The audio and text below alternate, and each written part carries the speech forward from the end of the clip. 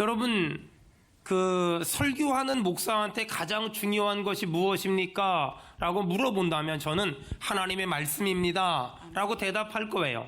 마찬가지로 설교를 듣는 성도들에게 어떤 사람이 가장 중요한 것이 무엇입니까? 라고 물어보면 여러분 뭐라고 말해야 될까요? 하나님의 말씀입니다.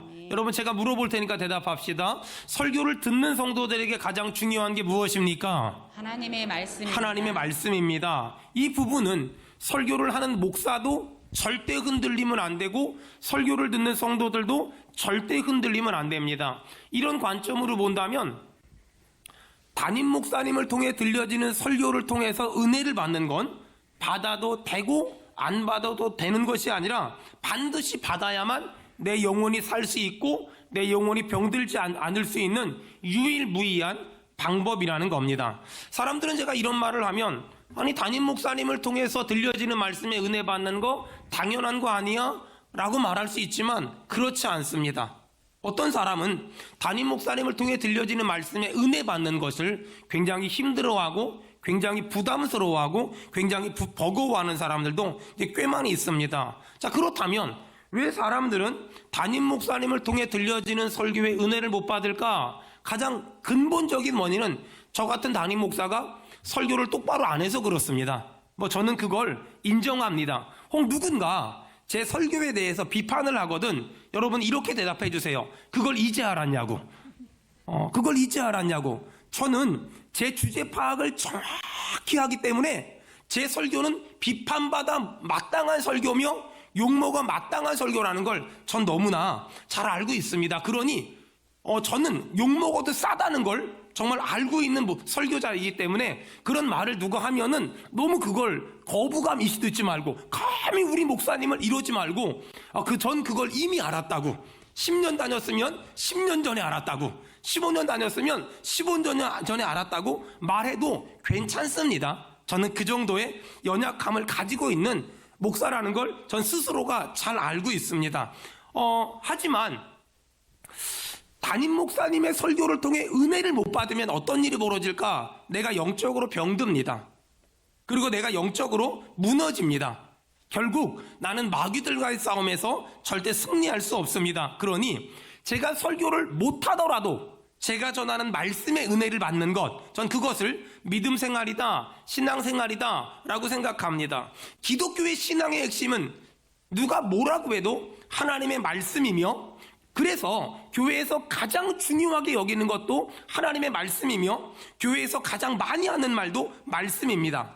만일 어떠니 요즘 나는 목사님의 설교를 통해 은혜를 못 받아 이런 것이 한 번, 두 번 몸이 피곤해서 사는 게 복잡해서 그럴 수 있습니다. 하지만 이것이 막 지속이 된다면 그 사람은 예전에 믿음이 좋았을지 모르지만 어느 순간에 믿음이 모래성처럼 와르르 하고 다 무너질 수 있다는 겁니다. 만일 지금 내가 담임 목사님의 설교를 듣고 한두 번 은혜를 못 받는다면 그건 괜찮지만 지속적으로 계속 은혜를 못 받고 있다면 돌아봐야만 합니다. 내가 왜 이러지? 내가 언제부터 그랬지? 내가 뭐 때문에 그랬지? 그래서 회개할 것 있으면 회개하고 또 끊어버릴 것 있으면 끊어버리면서 여러분 정말 하나님과의 관계를 회복하길 바라며 목사님과의 관계를 회복해서 담임 목사님을 통해서 전해지는 말씀에 은혜 받고 우리의 영혼이 살기를 주의 이름으로 축원합니다. 여러분 만일 이 상태를 계속 가지고 가면 미적거리고 미적거리면 어느 순간에 나도 모르는 사이에 내 믿음이 망가지고 내 믿음이 무너지고 내 믿음이 변질된 걸 금방 알 수 있을 겁니다. 자, 그렇다면 왜 나는 그리고 왜 어떤 사람은 담임 목사님의 설교에 은혜를 못 받을까? 또 다른 말로 말하면 왜 어떤 사람은 목사님의 설교를 들으면 마치 목에 가시가 걸린 것처럼 굉장히 버거워하고 힘들어하는 사람들이 있을까? 제가 한번 4가지를 얘기해 보려고 합니다. 첫째, 하나님의 뜻과 내 뜻이 다를 때 그때 사람들은 은혜를 받지 못합니다. 성경에 보면 이런 사람이 있었습니다. 아하방은 이스라엘 역사상 가장 나쁜 놈이었습니다. 가장 악한 왕이었습니다. 그런데 어느 날 이 아하방이 북이스라엘의 왕이었거든요.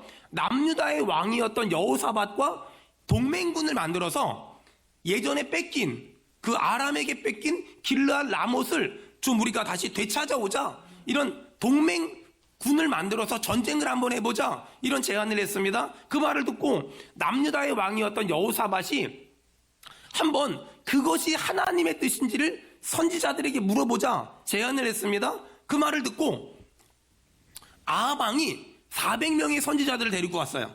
그래 물어보자. 그러자 400명의 선지자가 다 뭐라고 말했냐면 동맹군을 만들어서 전쟁에 나가는 것이 하나님의 뜻입니다, 이렇게 말했어요. 근데 문제는 뭐냐면 이 400명의 선지자는 아합에게 월급 받는 사람들이었어요. 그것을 남유다의 왕이었던 여호사밧이 알고서 이 사람들 말고 딴 사람들은 없냐? 라고 물었더니 아합이 기가 막힌 말을 해요. 있긴 있는데 그 사람은 사사건건 나에게 그 부정적인 예언을 하는 좀 그런 사람이다. 그래서 나 그 사람 별로 안 좋아해 라고 말해요. 성경 볼까요? 열왕기상 22장. 자, 열왕기상 22장. 자, 8절입니다. 여러분, 제가 성경을 다 찾는 이유는 제가 지금 하는 말은 굉장히 중요한 말이기 때문에 성경적인 백그라운드가 너무 중요하기 때문에 그렇습니다. 열왕기상 22장. 자, 8절. 자, 우리 다 같이 읽겠습니다. 시작. 이스라엘의 왕이 여호사밧 왕에게 이르되 아직도 아물라의 아들 미가야 한 사람이 있으니 그로 말미암아 여호와께 물을 수 있으나 그는 내게 대하여 길한 일은 예언하지 아니하고 흉한 일에만 예언하기로 내가 그를 미워하나이다. 자, 거기 보니까 남유다의 왕이었던 여호사밧이 이 400명의 선지자 말고 또 다른 사람은 없느냐라고 말했더니 아합이 8절에 뭐라고 말하냐면 미가야가 있어. 그 사람에게 물어볼 수 있어. 근데 그 사람은 나에게 길한 일은 예언하지 아니하고 흉한 일만 예언하기로 내가 그를 미워한다 라고 말했어요. 여러분, 안타까운 말이지만 신앙생활을 아합처럼 하는 사람들이 꽤 많이 있어요. 이 사람들은 내가 듣고 싶은 말만 하는 곳을 찾아다녀요. 내가 듣고 싶은 말만 하는 곳을 찾아다니고, 내가 듣고 싶은 말만 해주는 사람을 찾아다니고, 내가 들어야 할 말씀을 해주는 사람은 만나고 싶어다 하지 않고 또 듣고 싶어 하지도 않아요. 안타까운 건 이 시대에 이 아합처럼 신앙생활하는 사람이 꽤 많이 있단 말이에요. 여러분, 지금 내가 듣고 싶은 말만 들으려고 하고 들어야 할 말씀을 듣지 않는다면 여러분, 신앙이 치우친 거예요. 신앙이 한쪽으로 쏠려버린 거예요. 자, 남유다의 왕 여호사밧은 북이스라엘의 왕이었던 아합에게 그러면 그 미가야에게 예언을 한번 들어보자 계속 설득했어요. 근데 기가 막힌 건 역시 미가야는 흔들림이 없이 그 아합에 대해서 부정적인 예언을 또 했어요. 열왕기상 22장 거기 17절 열왕기상 22장 17절 다 같이 읽겠습니다. 시작. 목자 없는 양같이 산에 흩어졌는데 여호와의 말씀이 이 무리에게 주인이 없으니 각각 평안히 자기의 집으로 돌아갈 것이리라. 자, 그가 이르되 내가 보니 온 이스라엘의 목자 없는 양같이 산에 흩어졌는데, 무슨 말이냐면 앞으로 너희 이스라엘은 주인 없는 나라가 될 거야, 이렇게 지금 미가야가 예언한 거예요. 자, 지금 북이스라엘의 아합과 남유다의 이 여호사밧이 동맹군을 만들어서 예전에 잃어버린 길랄 라못을 수복하러 가자, 되찾으러 가자. 그래서 400명의 선지자에게 물어봤더니 가도 괜찮대요. 거짓 선지자들이에요. 월급 받아먹는 선지자들이에요. 그 다음 미가야는 아니야, 가면 안 돼. 가면 너 누군가 죽어서 나라가 주인 없는 나라가 돼버릴 거야. 400대 1이잖아요. 결국 이 남유다와 북이스라엘은 연합군을 만들어서 그 길랄 라못을 치러 갔어요. 근데 아합이 왜 부정적인 말을 듣고 나니까 뭔가 좀 찜찜하잖아요. 그래서 왕의 옷을 입고 전쟁을 안 나가고 평민의 옷을 입고 전쟁에 나갔어요. 그런데 거기 아람에서 어떤 군사가 무심코 활을 쐈는데 하필이면 그 많고 많은 사람 중에 아합이 맞아서 죽었어요. 미가야가 예언한 대로 그대로 됐어요. 여러분 잘 들으세요. 하나님의 뜻과 내 뜻이 다를 때, 또 하나님의 뜻과 내 뜻이 똑같을 때 어떻게 해야 될까? 하나님의 뜻과 내 뜻이 똑같을 땐 그냥 하면 돼요. 그런데 하나님의 뜻과 내 뜻이 다를 땐 내 뜻을 꺾고 아멘 합시다. 내 뜻을 꺾을 줄 알아야 돼요. 하나님의 뜻과 내 뜻이 다를 땐 내 뜻을 꺾어야 되는데, 안타까운 건 하나님의 뜻과 내 뜻이 다를 때 하나님의 뜻을 꺾으려고 해요. 여러분 그러지 말고요. 하나님의 뜻과 내 뜻이 다를 때 내 뜻을 꺾고 하나님의 말씀에 반응하길 주의 이름으로 축원합니다. 아멘. 이사야 55장에 보니까 이런 내 생각과 너희 생각이 다르며 내 뜻과 너희 뜻이 다르며, 여러분 내 뜻보다 하나님의 생각이 옳으며 내 생각보다 하나님의 생각이 옳은 줄로 믿습니다. 믿음의 사람이란 하나님의 뜻과 내 뜻이 다를 때 내 뜻을 꺾고 하나님의 뜻에 반응하는 것, 믿음이다, 신앙이라고 말해요. 오늘 결단합시다. 하나님의 뜻과 내 뜻이 다를 때 내 뜻을 꺾고 하나님의 음성에 아멘, 아멘함으로 하나님의 말씀에 순종하길 주의 이름으로 축원합니다. 아멘. 자, 두 번째, 언제 사람들이 은혜를 못 받을까? 하나님이 혼낼 때, 하나님이 책망할 때. 만약에 하나님이 직접 혼내면 아무도 저항하지 않을 거예요. 하지만 하나님은 구약시대에는 선지자를 통해 책망했고 지금은 목사님을 통해 책망하세요. 그러다 보니까 아합이 미가야 선지자를 너무 싫어했어요. 왜? 미가야 선지자는 입만 벌리면 혼내고 입만 벌리면 야단치거든요. 지금도 목사님들이 오냐 하고 잘했다고 하면 좋아하지만, 위로하고 격려하면 좋아하지만, 이건 그건 아니라고, 그건 틀렸다고 말하면 굉장히 기분 나빠하고 싫어하는 사람들이 있어요. 자, 하지만 목사님의 설교의 기능 중에는 교훈과 책망과 바르게 함과 의로 교육하기에 유익한 것이 있어요. 설교에는 교훈도 있지만 책망도 있고 바르게 함도 있어요. 그래서 목사가 책망한다고 들으면 기분 나쁘지만 목사를 통해서 하나님이 책망한다고 하면 깨닫고 회개하여 변하여 새 사람 되길 축원합니다. 아멘. 그것이 설교를 듣는 바른 자세라는 거예요. 자, 이렇게 설교의 기능은 책망이 있어요. 또 성령의 역사 가운데서도 책망이 있어요. 그가 와서 죄에 대해서, 의에 대해서, 심판에 대해서 세상을 책망하시리라. 그러니까 하나님이 직접 책망하면 시험 드는 사람 없겠지만 하나님은 구약의 선지자를 통해서, 지금은 목사를 통해서 책망하시잖아요. 사람들이 오해하는 게 뭐냐면 목사님이 야단친다고 생각하는데, 목사님이 야단친다고 생각하면 시험 들지만 목사님을 통해서 하나님이 왜 나에게 저 말씀을 하실까 생각을 하면 깨달아지는 게 있고 걸리는 게 있고 불편한 게 있거든요. 그럼 회개하게 되고 그럼 결단하게 되는 거죠. 자, 셋째, 왜 사람들이 목사님의 설교에 은혜를 못 받을까? 설교의 주제에 아무런 관심이 없다고 느낄 때. 목사님의 지금 설교와 나는 아무런 상관이 없어 라고 느낄 때 은혜를 못 받아요. 하지만 여러분 기억하세요. 우리의 신앙은 처방신앙이 되면 안 되고 사고대책 신앙이 되면 안 되고 예방신앙이 돼야 돼요. 다시 말해서 어떤 말이냐면요, 예를 들어서 우리 교회가 어떤 일이 있어요. 그러면 제가 그 일을 근거로 설교를 해요. 이런 거 있잖아요. 오늘 제가 헌금 얘기를 하면 사람들이 수근수근 거려요. 우리 교회 돈 없어? 여러분, 이렇게 설교하면은 사람들은 목사님을 통해서 하나님의 의도를 파악하려고 하는 것이 아니라 목사님의 의도만 파악하려고 해요. 그건 설교 아니에요. 그건 제 얘기지. 저는 목사의 의도를 전하는 자가 아니라 목사가 하나님의 의도를 말하려고 발버둥 치는 자가 돼야 되잖아요. 그렇기 때문에 저는 어떤 일이 있으면 그 일에 근거해서 설교하지 않고 언제나 성경 본문을 순서대로 설교하려고 발버둥 치고 있어요. 다시 말해서 저는 예방으로 설교하려고 하지 처방으로 설교하려고 하지 않아요. 자, 또 다른 말한다면 차를 타는데 어떤 사람은 몇 킬로미터 정도 타면은 오일 갈아야지, 이게 되거든요. 근데 어떤 사람은 그냥 차가 타들어갈 때까지 타요. 어떤 사람들은 차에 50km 정도 되면 기름 넣으라고 소리 나오잖아요. 그럼 기름 넣으려고 하거든요.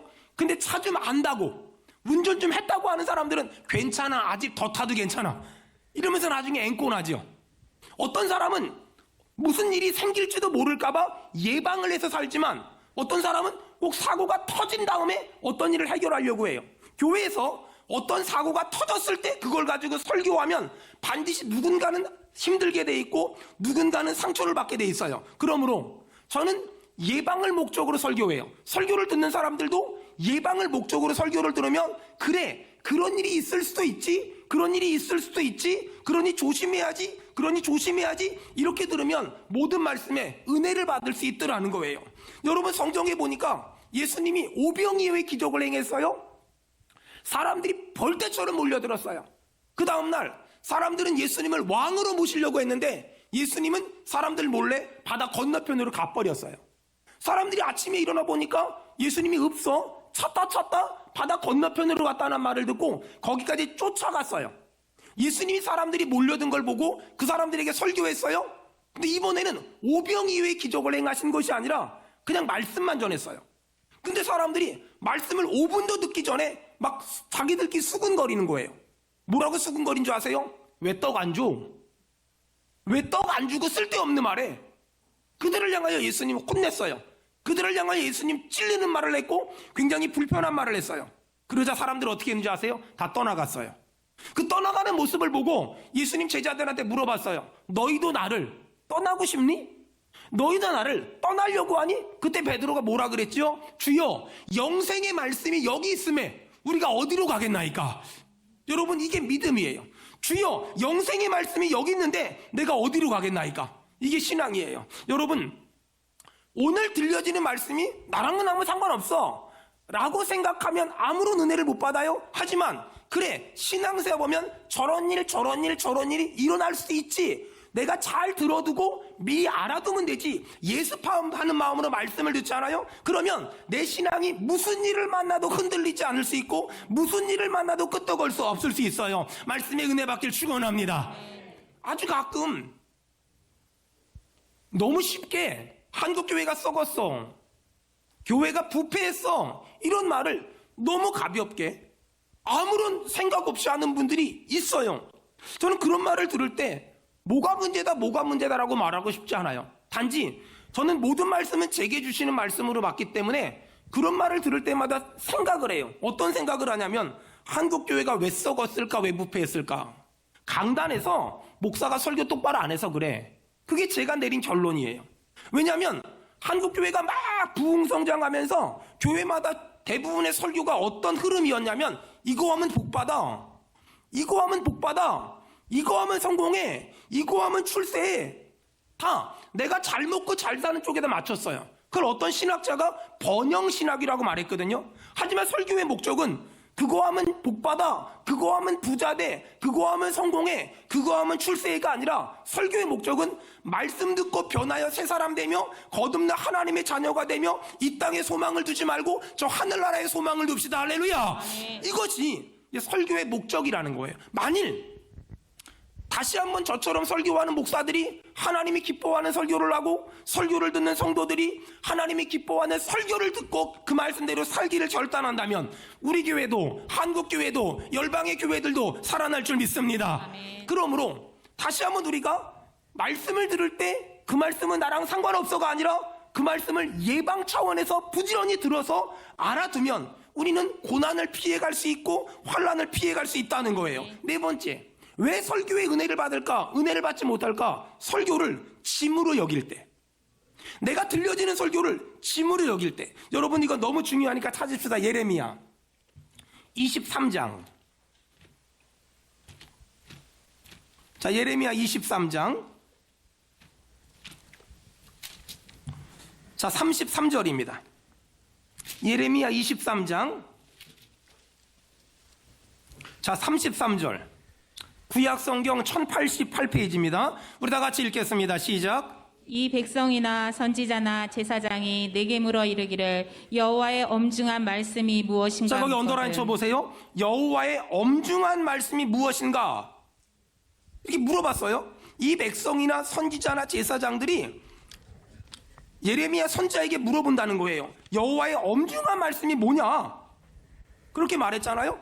너는 그들에게 대답하기를 엄중한 말씀이 무엇이냐 묻느냐, 무엇이냐 묻느냐, 여호와의 말씀에 내가 너희를 버리리라. 만일 어떤 사람이 여호와의 엄중한 말씀이 무엇이냐고 묻거든 하나님이 그들에게 내가 너 버릴 거야 라고 대답하래요. 여러분, 그렇다면 여호와의 엄중한 말씀이란 단어가 원어적으로 어떤 의미를 가지고 있냐? 메모해 보세요. 무겁고 귀찮은 짐. 다시 말해서 예레미야 선지자 시대에 사람들이 하나님의 말씀을 어떻게 생각했냐? 그냥 무겁고 귀찮은 짐 정도로 생각했다는 거예요. 하나님의 말씀이 들려요. 이거 하세요, 이거 하지 마세요. 들려요. 그걸 귀하고 소중한 달고 오묘한 말씀으로 받은 것이 아니라 무겁고 귀찮은 짐 정도로 생각했다는 거예요. 자, 하나님의 말씀을 무겁고 귀찮은 짐 정도로 생각하는 사람에게 어떻게 하겠냐? 33절 후반전에 내가 너희를 버리리라. 하나님의 말씀을, 달고 오묘한 그 말씀을 무겁고 귀찮은 말씀이라고, 짐이라고 생각하는 사람들에게 33절 후반전에 내가 너 버릴 거야. 34절에 거기 뭐라고 써있죠? 내가 그 사람과 그 집안을 벌할 거야. 언더라인 치세요. 33절에 내가 너희를 벌할 거야. 34절에 내가 그 사람과 그 집안을 벌할 거야. 36절에 다시는 여호와의 엄중한 말씀이라 말하지 말라. 각 사람의 말이 자기에게 중벌이 되리니. 하나님의 말씀을 무겁고 귀찮은 짐이라고 여긴다면 너에게 그게 징벌이 될 거다. 징벌이 될 거다 라고 말씀하셨어요. 38절에 너희는 여호와의 엄중한 말씀이라 말하도다. 그러므로 여호와께서 이와 같이 말씀하시되 내가 너희에게 사람을 보내어 너희는 여호와의 엄중한 말씀이라 하지 말라 하였으나 너희가 여호와의 엄중한 말씀이라. 하나님의 말씀을 무겁고 귀찮다고 말하잖아요. 그럼 하나님이 어떻게 하신다고 말하냐면 40절에 너희는 영원한 욕과 잊지 못할 영구한 수치를 당하게 하리라 라고 말씀하셨어요. 여러분, 들려지는 하나님의 말씀을 달고 오묘한 그 말씀으로 받는 것이 아니라 무겁고 귀찮은 짐 정도로 느끼는 사람을 하나님 가만두지 않겠다. 중벌을 내리겠다. 저주하겠다. 약속한 거예요. 자, 그렇다면 우리가 하나님의 말씀에 은혜를 받으려면 어떻게 해야 될까? 자, 메모하세요. 한 7가지 정도 알려드릴 거예요. 어떻게 하면 하나님 말씀에 은혜를 받을까? 첫째, 하나님의 말씀을 피하지 마세요. 여러분, 아합은요, 미가야를 만나기만 하면 부담스러운 얘기를 할 걸 아니까 미가야를 부르지도 않았어요. 여러분, 딱 보면은요, 어떤 목사님은 나 듣기 좋은 얘기만 할 거야. 내가 듣고 싶은 말만 할 거야. 어떤 목사님은 내가 듣고 싶은 말이 아니라 내가 듣기 싫은 얘기만 할 거야. 내가 들어야 할 말씀을 할 거야. 그럼 의도적으로 나 듣기 좋은 말만 하는 사람을 찾아다녀요. 그러지 말라는 거예요. 내가 듣고 싶은 말을 하는 사람을 찾아다니지 말고 내가 들어야 할 말씀을 하는 목사님을 찾아다녀라. 하나님이 이렇게 말하는 거예요. 그래야 믿음이 자란다. 그래야 신앙이 똑바로 자란다 라고 말하는 거예요. 둘째, 하나님의 말씀이 있는 자리를 떠나지 마세요. 여러분, 오병이어의 기적을 경험한 수많은 사람들은 예수님만 쫓아다니면 배부르게 살 줄 알았어요. 근데 예수님을 쫓아 바다 건너편까지 갔는데 예수님이 떡을 안 주고 말씀을 전하네? 짜증나니까 다 떠나버렸어요. 그럴 때 예수님이 제자들에게 너희도 갈 거니? 그러자 이 제자들 베드로가 뭐라 그래요? 시몬 베드로가 대답하되 주여, 영생의 말씀이 주께 있사오니 우리가 어디로 가리이까? 하나님의 말씀이 있는 곳에 항상 내가 있어야 돼요. 하나님의 말씀이 있는 곳에 항상 내 몸을 거기다 갖다 놔야 돼요. 세 번째, 들려지는 말씀을 내가 알고 있는 잘못된 기준을 가지고 난도질하지 마세요. 자, 그 다음에 우리가 설교에 은혜를 받으려면 어떻게 해야 될까? 들려지는 말씀을 거슬르면 안 돼요. 이건 너무 중요하니까 성경 봅시다. 로마서 16장.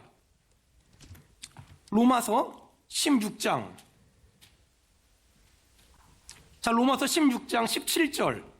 로마서 16장 17절. 우리 다 같이 읽겠습니다. 시작. 형제들아, 내가 너희를 권하노니 너희가 배운 교훈을 거슬러 분쟁을 일으키거나 거치게 하는 자들을 살피고 그들에게서 떠나라. 자, 거기 굉장히 중요한 말이 있어요. 형제들아, 내가 너희를 권하노니 너희가 배운 교훈을 거슬러 분쟁을 일으키거나. 여러분, 마귀가 역사하면 언제나 어떤 일이 벌어지냐면 분쟁이 일어나요. 언제나 마귀는 이 분쟁을 일으켜요. 너희가 그동안 배운 교훈을 거슬러 분쟁을 일으키거나 거치게 하는 자들을 살피고 뭐라 그래요? 그들에게서 떠나라. 그들에게서 떠나라. 18절에 보니까 이 같은 자들은 우리 주 그리스도를 섬기지 아니하고 다만 자기들의 배만 섬기나니 교활한 말과 아첨하는 말로 순진한 자들의 마음을 미혹하느니라. 미혹은요, 어떤 사람이 당하냐면요, 순진한 자들이 다 당하는 거예요. 19절에 너희의 순종함이 모든 사람에게 들리는지라. 그러므로 내가 너희로 말미암아 기뻐하노니. 전 우리 성도들이 이 로마서 16장 19절의 사람, 너희가 선한데 지혜롭고 여러분 제가 믿음으로 선포할 때는 아멘 합시다. 너희가 선한데 지혜롭고 악한데 밀어나기를 원하노라. 아멘. 다시요. 너희가 선한데 지혜롭고 악한데 밀어나기를 원하노라. 아멘. 전 사랑하는 수원은혜 교회 성도들이 선한 데는 지혜롭고 악한 데는 밀어나길 축원합니다. 아멘. 여러분 사도 바울은요 아주 분명하게 로마서 16장 17절에 너희가 배운 교훈을 거슬러 분쟁을 일으키거나 거치게 하는 자들을 살피고 그들에게서 떠나가라. 그들에게서 떠나가라 라고 말씀하셨어요. 반대로 여러분 시편 141편 한번 찾아보세요. 시편 141편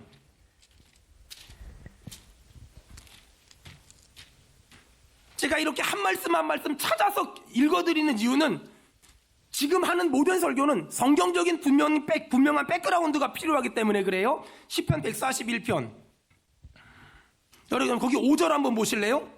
의인이 시편 141편 5절 다 같이 읽겠습니다. 시작. 의인이 나를 칠지라도 은혜로 여기며 책망할지라도 머리에 기름같이 여겨서 내 머리가 이를 거절하지 아니할지라.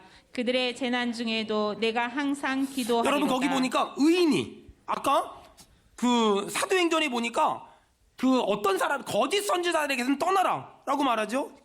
반대로 시편 141편 5절에 다윗이 뭐라고 말하냐면 의인이 나를 칠지라도 여러분 의인이 나를 칠지라도 그걸 은혜로 여기래요. 책망할지라도 머리에 기름같이 여기래요. 내 머리가 이를 거절하지 말래요. 왜냐하면 그들은 재앙 중에도 항상 너를 위해 기도하고 있대요. 여러분 내가 들어야 될 말씀과 내가 거절해야 될 말씀을 분별해야 돼요. 내가 받아들여야 될 말씀과 내가 받아쳐야 될 말씀을 분별해야 돼요.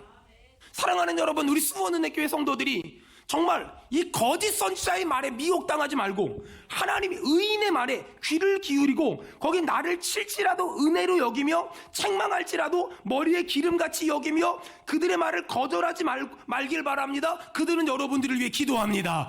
이 말씀을 내 영혼의 양식으로 삼아야 돼요. 자, 그 다음에 내가 어떻게 하면 설교에 은혜 받을 수 있을까? 말씀을 듣다가 걸리는 말이 있어요. 여러분 잘 들어보세요. 말씀을 듣다가 걸리는 말이 있어요. 말씀을 듣다가 불편한 말씀이 있어요. 말씀을 듣다가 찔리는 말씀이 있어요. 그러면 삐지지 말고 시험 들지 말고 회개해야 돼요. 내가 그동안 잘못 살았구나. 내가 그동안 잘못 생각했구나. 내가 그동안 잘못된 판단을 했구나. 터닝을 해야 돼요. 이걸 회개라고 말해요. 회개는 잘못했어 하고 똑같이 사는 게 아니라 돌이키는 거예요. 정신 차리는 거예요. 깨닫는 거예요. 말씀을 듣고 찔리는 것이 있으면 기분 나빠하지 말고 회개하길 축원합니다. 마지막으로 여러분 말씀을 이렇게 들었는데 좀 부담스러워. 말씀을 들었는데 좀 부담스러워. 여러분 잘 들으세요. 그 부담스러울 때 그 부담을 모른 척하지 말고요. 그 부담을 받아들이세요. 말씀을 들었을 때 그 들려진 말씀을 짐으로 여기지 말고 그 말씀을 아멘 하면서 한번 받아들여 보세요. 좋으신 하나님은 절대 우리가 짊어지지 못할 만큼의 짐을 주지 않아요. 좋으신 하나님은 나한테 딱 감당할 시험만 주세요. 제가 예전에 그 야고보서를 묵상하는데 그 야고보 사도의 별명이 뭐냐면 낙타무릎이거든요. 그래서 그냥 순간 그런 생각이 들었어요. 왜 낙타무릎이라 그랬을까? 낙타가 무릎이 이렇게 낙타는요 아침이 되잖아요. 낙타는 아침이 되면 주인 앞에 가서 무릎을 꿇는데요. 짐 실어달라고. 그러면 주인은 그 낙타가 얼마만큼의 짐을 실어야 끝까지 여행을 완주할 수 있는지를 알고 딱 그 실어야 할 만큼의 짐만 실는데요. 만약에 그보다 주인이 욕심을 부려 더 싫잖아요. 그럼 중간에 낙타가 쓰러지면 그 짐을 광야에서 잃어버려요. 그러니까 낙타가 아침마다 무릎을 딱 꿇고 주인한테 짐을 실어달라고 말하면 주인은 딱 낙타가 감당할 만큼만 여러분 여기서 잘 들어야 돼요. 낙타가 이만큼만 실어주세요 라고 말하지 않아요. 주인이 이만큼만 실어주지. 낙타는 내가 감당할 수 있는 짐이 어느 만큼인지 몰라요. 하지만 주인은 낙타가 감당할 수 있을 만큼의 짐이 어느 만큼인지 정확히 알아요. 주인이 낙타가 감당할 만큼의 짐을 정확히 실어줘요. 그러면 낙타는 그 짐을 싣고 목적지까지 안전하게 도착하는 거예요. 여러분, 저는 지난주에 새벽에 하나님 앞에 이런저런 기도를 막 하는데 하나님이 저한테 묵상하게 한 단어가 있었어요. 제가 평생을 들었던 말이거든요. 근데 한 번도 그런 생각을 안 했는데 하나님이 저한테 묵상하게 한 단어가 있었어요. 뭐였냐면요, 주의 종. 주의 종. 주의 종. 요즘엔 거의 그런 말 안 하지만은요, 저 어릴 적에는요, 교회에서 장로님들이 기도하고 안수 집사님들 권사님 대표 기도할 때 뭐라고 기도했냐면, 하나님, 우리 주의 종님을 축복하시고. 근데 그건 완전히 잘못된 거예요. 종은 님이 없어요. 종은 놈이지. 그래서 어느 순간에 기도가 좀 바뀌었어요. 어떻게 바뀌었냐면, 하나님, 우리 사자 목사님을 축복하시고. 여러분, 사자가 뭘까요? 하는 게 사자일까요? 아니에요. 사자는요, 일사자 놈자자. 그러니까 주의 종놈이나 사자나 그놈이 그놈이에요. 주의 종. 이 주의 종이 뭘까? 제가 새벽에 기도하면서 묵상하는데 하나님이 딱 깨닫게 하시는데 제가 저 땅바닥에 앉아서 울었어요. 하나님, 이제 그렇게 살게요. 이제 그렇게 살게요. 하나님이 깨닫게 한 게 뭔지 아세요? 저 목사잖아요. 주의 종이 뭘까를 묵상하는데 제 머릿속에 딱 떠오르는 게, 나는 우리 교회가 사람들이 어쩌다 보니까 점점 이렇게 많아지고 매주마다 사람들이 여기저기서 몰려오세요. 자칫 잘못하다간 저는 목사 사장님이 될 수도 있거든요.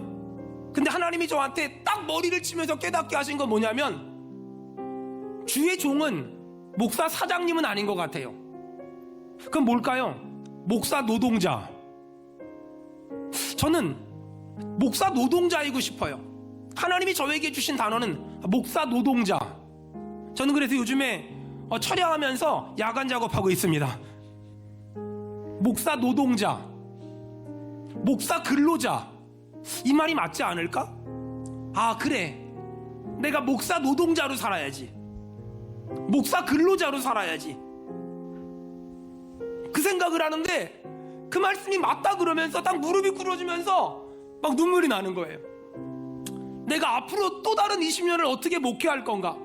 앞으로 하나님이 허락하신 기간 동안 나 어떻게 목회해야지? 나 목사 노동자로 살아야지. 목사 근로자로 살아야지. 나 목사 일용직으로 살아야지. 왜냐하면 하나님이 내일 안 써주면 어때잖아요. 하나님이 내일 나 같은 사람 안 써주면 아무 소용 없거든요. 목사 일용직 근로자. 이게 딱 내 이름에 걸맞는 말 아닐까? 하나님이 오늘 불러가면 가야 되잖아요. 사랑하는 여러분, 하나님이 감당할 시험 안 준대요. 근데요, 낙타는요, 하나님 주인 앞에 무릎 꿇고요, 주인이 짐을 실어줘요. 여기서 중요한 건 낙타가 이만큼만 실어주세요 라고 말하지 않아요. 주인이 감당할 짐만 딱 실어줘요. 왜냐하면 그 짐 잃어버리면 주인만 손에 걸려. 사랑하는 여러분, 들려지는 말씀을 짐으로 여기지 마세요. 부담돼 아니에요. 하나님은 딱 감당할 짐만 주세요. 감당할 수 있는 몫만 주세요. 감당할 수 있는 분량만 주세요. 저는 지금까지도 그렇게 살아보려고 몸부림쳤지만 앞으로도 목사 근로자로, 목사 노동자로, 정말 주의 종으로 살면서 주님이 감당하라고 옛다 그러고 짐 주시면 그거 짊어지고 또 가는 거죠. 그거 짊어지고 가는 거예요. 전체 주제 파악을 너무나 잘하거든요. 예수님이 어린 나귀 타고서 예루살렘에 입성하실 때 사람들이 막 소리쳤어요. 호산나 호산나 호산나 호산나. 그때 사람들은 예수님 보고 소리친 거지 예수님이 타고 있는 당나귀 보고 소리친 게 아니에요. 저는 그저 예수님 태운 당나귀예요. 묵묵히 그냥 이 길을 걸어가면 되는 거예요. 사랑하는 여러분, 신앙생활은 어려운 것 같지만 간단한 것 같지만 무지하게 어려워요. 만약에 목사님의 설교를 들으면서 은혜를 받으면 그 사람은 지금도 행복한 신앙생활하고 있는 거예요. 하지만 목사님의 설교를 들으며 은혜를 못 받고 있다면 그 사람은 오늘도 이 예배 한 시간을 견디고 버텼을지도 몰라요. 여러분, 견디고 버티는 신앙생활 하지 말고 여러분 말씀을 통하여 은혜 받으며 결단하며 믿음으로 살기를 다짐하는 그런 신앙생활 하길 축원합니다.